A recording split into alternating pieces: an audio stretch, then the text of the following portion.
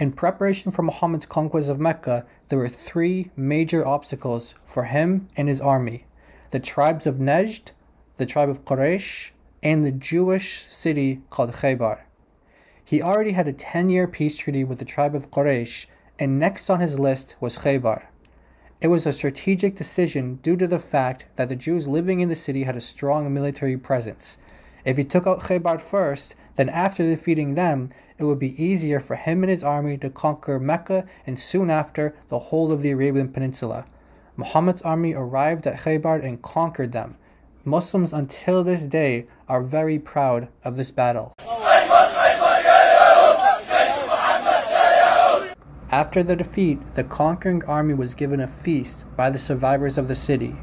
One of the wives of the leaders who was killed in the battle was making the food.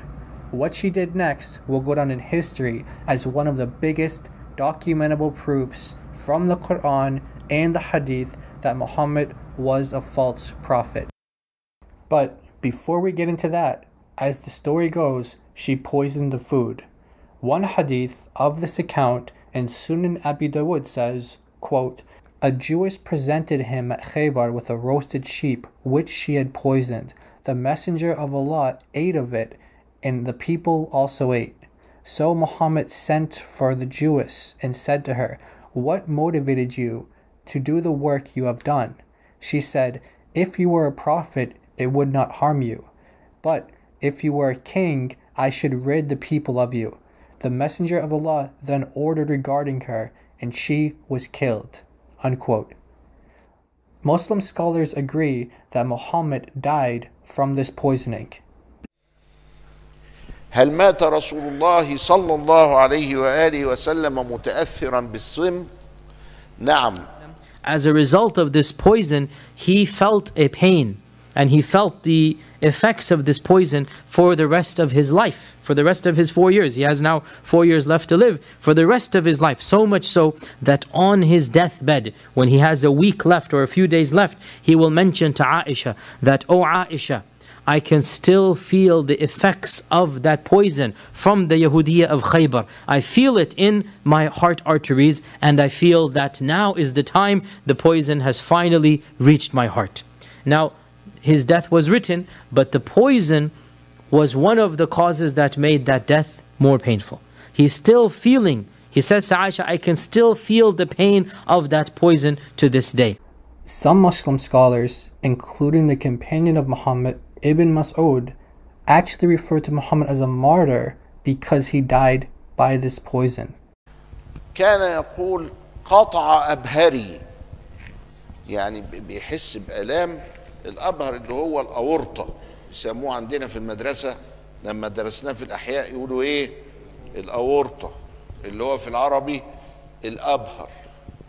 أبهري اللي هو الأورطة ده، كأن السم أثر تأثيرا سلبيا في الشرايين من شدته، لأنها كانت عايزاه يموت يعني، فلم يمت مباشرة بذلك السم، لكن قد يكون مات متأثرا بعد 3 سنوات بهذا السم، فعده بعض العلماء من الشهداء.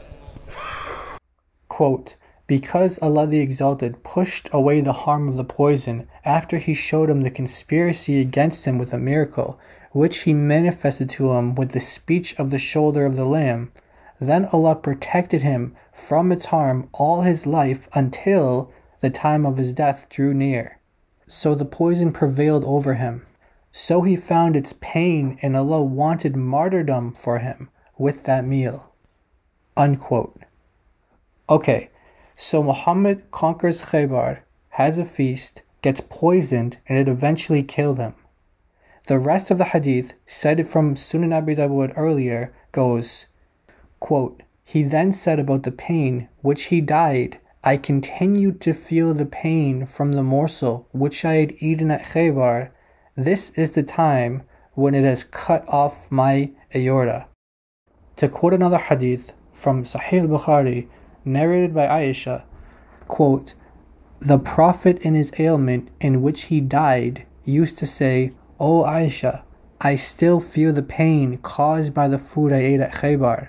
and at this time I feel as if my aorta is being cut from that poison," unquote. The Jewish woman who poisoned him said that if he was a false prophet, that this would kill him. And as we saw, Muhammad himself said that this is what killed him. Now, Muslim scholars agree that he died from the poison. Some say that he was a martyr because of this. So who's correct? Was the Jewish lady who poisoned him correct, that this would make him a false prophet? Or are the Muslim scholars who say that he's a martyr correct? Let's examine the specific words Muhammad used when dying. He said, quote, "I feel as if my aorta is being cut from that poison," unquote. What makes that so significant is that the Quran in chapter 69, verses 44 to 46 say that if Muhammad was a liar, making things up, then he would be seized by his right hand and his aorta would be cut.